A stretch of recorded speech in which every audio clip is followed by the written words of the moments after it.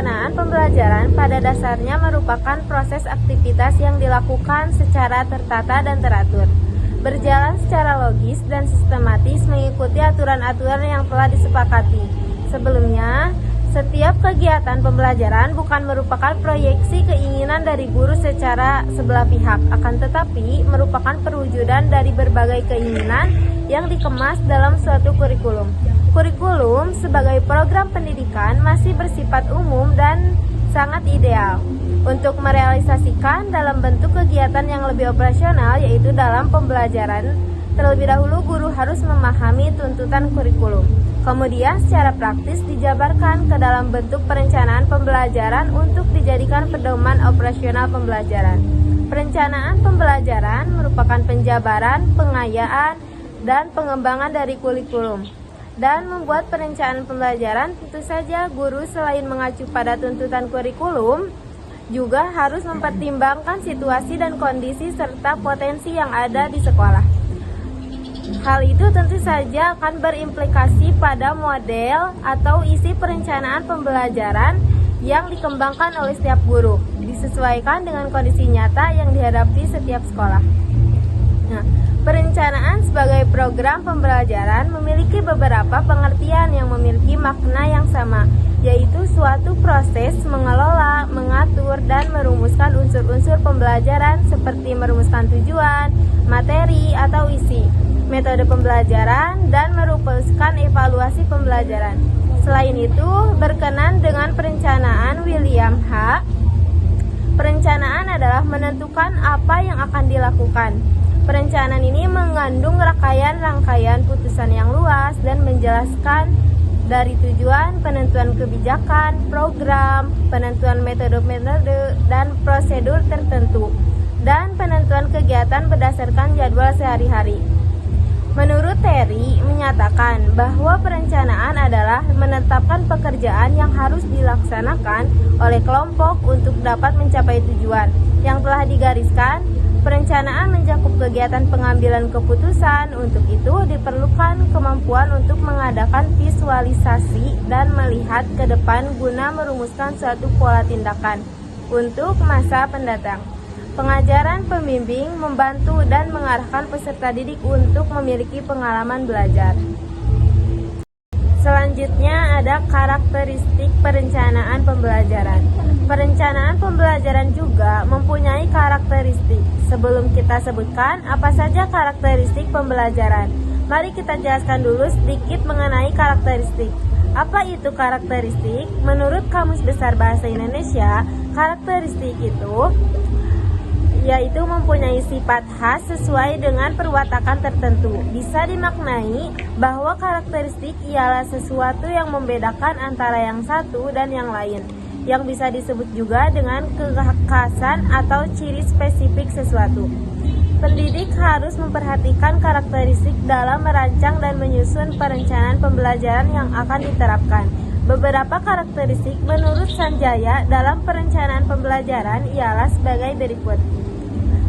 Signifikan juga diartikan sebagai kebermaknaan. Maksudnya di sini ialah agar proses pembelajaran berjalan dengan efektif dan efisien.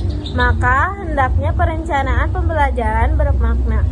Perencanaan pembelajaran harus sesuai dengan kebutuhan peserta didik dan pendidik pun harus berpedoman pada perencanaan yang telah disusunnya. Selanjutnya, relevan. Perencanaan yang telah disusun harus sesuai baik secara eksternal maupun internal. Eksternal berarti perencanaan yang disusun harus sesuai dengan kebutuhan peserta didik. Hal ini dilakukan karena adanya perencanaan pembelajaran bertujuan untuk memudahkan peserta didik dalam mencapai tujuan pembelajaran. Sementara itu, secara internal yaitu karena pembelajaran harus sesuai dengan kurikulum. Kurikulum merupakan sumber utama perencanaan pembelajaran. Nah, yang terakhir ada prediktif, yaitu perencanaan pembelajaran harus memiliki daya ramal yang kuat atau bisa dikatakan mampu memprediksi apa yang terjadi seandainya dan yang lainnya. Prediktif ini sangat penting untuk mengantisipasi apa yang akan terjadi ke depannya.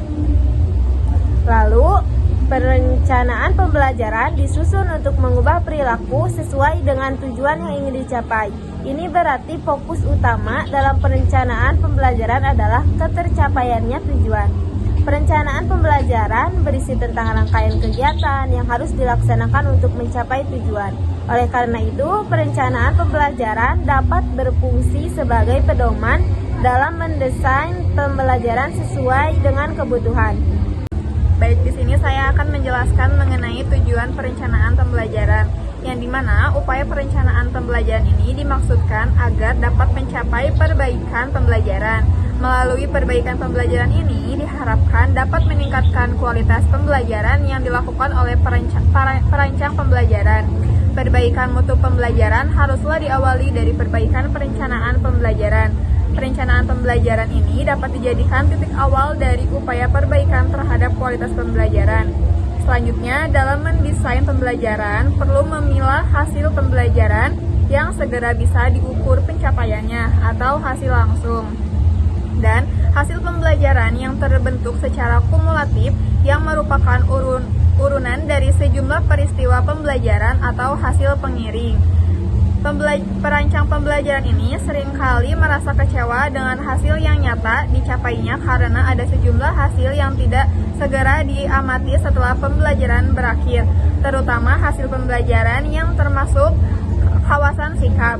Sikap lebih merupakan hasil pembelajaran yang terbentuk secara kumulatif dalam waktu yang relatif lama dan merupakan integritasi dari hasil sejumlah perlakuan pembelajaran. Kemudian, konsep pendekatan sistem merupakan dasar pemikiran dari suatu perancang pembelajaran. Secara umum, pendekatan sistem terdiri atas analisis, desain, pengembangan, implementasi, dan juga evaluasi. Perencanaan pembelajaran mencakup seluruh proses yang dilaksanakan pada pendekatan sistem, yaitu teori belajar, teori evaluasi, teori pembelajaran merupakan teori-teori yang melandasi perencanaan pembelajaran. Hal ini sejalan dengan pendapat Gegg dan Briggs 1979 bahwa asumsi dasar perencanaan pembelajaran yaitu 1. Harus bertujuan untuk membantu seorang belajar, 2. Mencakup jangka panjang dan juga jangka pendek, 3. Sistem pembelajaran yang dirancang secara sistematik dapat mempengaruhi pembelajaran seseorang, 4. Sistem pembelajaran harus dilaksanakan berdasarkan pendekatan sistem, 5. Perlu didasarkan atas pengetahuan bagaimana manusia belajar. Perencanaan pembelajaran haruslah didasarkan pada hasil identifikasi dan analisis tentang semua variabel yang mempengaruhi belajar. Ada 3 variabel yang mempengaruhi belajar, yaitu kondisi pembelajaran, metode pembelajaran, dan hasil pembelajaran. Kondisi pembelajaran mencakup semua variabel yang tidak dapat dimanipulasi. Pembelajaran mencakup semua variabel dirancang yang harus diterima sebagaimana adanya, yang termasuk dalam variabel kondisi adalah tujuan pembelajaran, isi pembelajaran, keterbatasan sumber belajar, dan karakteristik siswa. Selanjutnya, prosedur perencanaan pembelajaran. Prosedur perencanaan pembelajaran ditentukan oleh model perencanaan pembelajaran yang dipilih. Perencanaan pembelajaran adalah cara yang sistematis dalam mengidentifikasi, mengembangkan, dan mengevaluasi seperangkat materi dan strategi yang diarahkan untuk mencapai tujuan tertentu. Welker 1972. Hasil akhir dari perencanaan pembelajaran adalah suatu sistem pembelajaran, yaitu materi dan strategi belajar mengajar yang dikembangkan secara empiris, yang secara konsisten, terbukti, dan mencapai tujuan pembelajaran tertentu. Pengembangan perencanaan pembelajaran terdiri dari seperangkat kegiatan yang meliputi perencanaan, pengembangan, dan juga evaluasi terhadap sistem pembelajaran yang sedang dikembangkan tersebut, sehingga setelah mengalami beberapa kali revisi, sistem pembelajaran ini dapat memuaskan hati pengembangnya. Langkah-langkah mengidentifikasi kebutuhan pembelajaran merupakan proses untuk yang pertama, menentukan kesenjangan penampilan siswa yang disebabkan kekurangan kesempatan mendapatkan pendidikan dan pelatihan masa lalu. Yang kedua, mengidentifikasi bentuk kegiatan pembelajaran yang paling tepat. Yang ketiga, menentukan populasi sasaran yang dapat mengikuti kegiatan pembelajaran belajar. Ada 3 kelompok yang dijadikan sumber informasi, yaitu yang pertama, siswa, terutama siswa yang telah belajar. B. Masyarakat, termasuk orang tua dan yang akan menggunakan lulusan. Yang ketiga, pendidik, termasuk guru dan pengelola program pendidikan. Proses ini bertujuan untuk mengetahui perumusan pengetahuan, keterampilan, dan sikap yang perlu diajarkan kepada siswa dan mata pelajaran tertentu. Hasil perumusan tersebut dijadikan dasar untuk merumuskan tujuan pembelajaran umum atau TPU, atau standar kompetensi.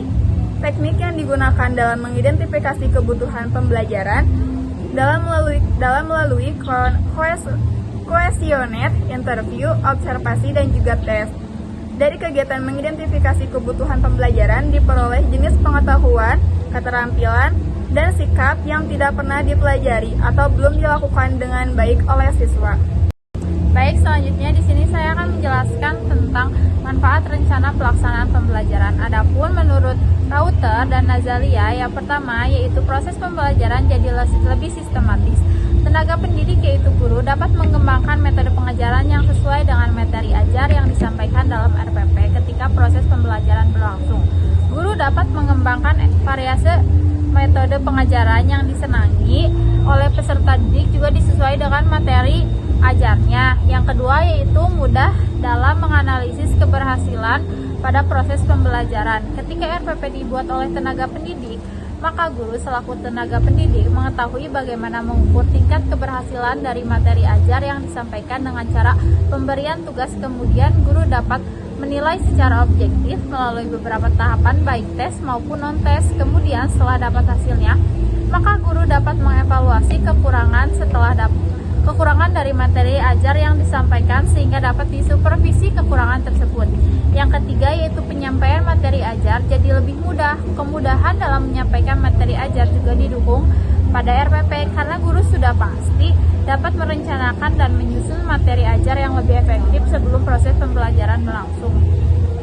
Yang keempat yaitu pola pembelajaran dapat diatur menjadi lebih baik. Konsep pola atau desain pembelajaran ini jadi lebih berkembang ketika guru sudah menyiapkan RPP. Sebelum proses pembelajaran berlangsung, guru mempunyai waktu yang lebih banyak dalam mengembangkan pola pembelajaran. Ketika proses pembelajaran nanti berlangsung, pola pembelajaran ini merupakan salah satu alternatif menghindari kejenuhan pada siswa dalam menyampaikan materi ajar. Yang kelima yaitu efektivitas waktu serta energi. Guru sangat terbantu ketika RPP ini sudah berjalan sebagaimana mestinya, karena dalam mengimplementasinya ketika proses pembelajaran berlangsung, guru dapat mengukur waktu dan dapat menyesuaikan dengan metode, desain pembelajaran, media pembelajaran yang sesuai. Sehingga guru tidak membutuhkan energi yang lebih banyak dan waktu yang lebih dalam menyampaikan materi ajar. Yang keenam yaitu menyiapkan bahan pelajaran lebih awal, membuat guru lebih percaya diri dalam mengajar. Guru dapat merencanakan pembelajaran dan guru dapat menggunakan rencana pelaksanaan pembelajaran untuk menentukan waktu perluasan materi pembelajaran supaya meningkatkan kualitas dan hasil belajar lebih memuaskan. Selanjutnya di sini saya akan menjelaskan kelebihan dari perencanaan pembelajaran. Yang pertama, memberikan arah yang jelas. Perencanaan pembelajaran memberikan pedoman yang jelas bagi guru dan siswa. Dengan adanya rencana yang matang, guru dapat mengarahkan kegiatan pembelajaran dengan lebih terstruktur sehingga tujuan pembelajaran dapat tercapai secara efektif. Selanjutnya, 2. Mengoptimalkan waktu. Dalam perencanaan yang baik, alokasi waktu untuk setiap kegiatan pembelajaran akan disusun dengan efisien. Selanjutnya 3. Menjamin kesinambungan pembelajaran. Perencanaan pembelajaran membantu menciptakan kesinambungan antar sesi pelajaran. Dengan merancang secara sistematis, guru dapat memastikan bahwa materi yang diajarkan saling terkait dan berurutan dengan baik. Selanjutnya 4. Meningkatkan kualitas pembelajaran. Dengan perencanaan yang matang, guru bisa memanfaatkan berbagai metode dan media pembelajaran yang sesuai dengan karakteristik siswa dan tujuan pembelajaran. Selanjutnya 5. Mengidentifikasi kebutuhan siswa. Perencanaan pembelajaran memberikan kesempatan bagi guru untuk menganalisis dan mempersiapkan kegiatan yang dapat memenuhi berbagai kebutuhan siswa, baik yang memiliki kemampuan lebih maupun yang perlu dukungan lebih. Selanjutnya 6. Membantu evaluasi pembelajaran. Rencana pembelajaran yang terperinci memudahkan guru untuk mengevaluasi proses dan hasil pembelajaran. Dengan tujuan yang jelas, guru dapat mengukur sejauh mana tujuan tersebut tercapai melalui berbagai metode evaluasi yang telah direncanakan. Selanjutnya, di sini ada kekurangan dari perencanaan pembelajaran, yang diantaranya 1. Keterbatasan dalam fleksibilitas. Salah satu kekurangan utama dari perencanaan pembelajaran adalah potensi kurangnya fleksibilitas. Terkadang perencanaan yang terlalu ketat dapat membuat guru terjebak dalam rutinitas yang kaku, sehingga sulit menyesuaikan diri dengan kebutuhan siswa atau situasi yang tidak terduga selama pembelajaran. 2. Waktu persiapan yang lama. Perencanaan pembelajaran yang efektif membutuhkan waktu yang cukup lama. Untuk menyusun, guru perlu mempersiapkan materi, metode, media, dan evaluasi yang tepat. 3. Kesulitan menghadapi variasi karakteristik siswa.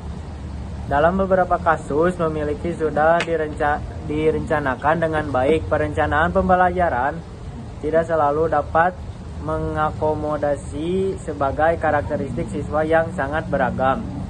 Beberapa siswa mungkin memerlukan pendekatan yang berbeda, dan hal ini dapat menyulitkan jika rencana pembelajaran tidak cukup fleksibel.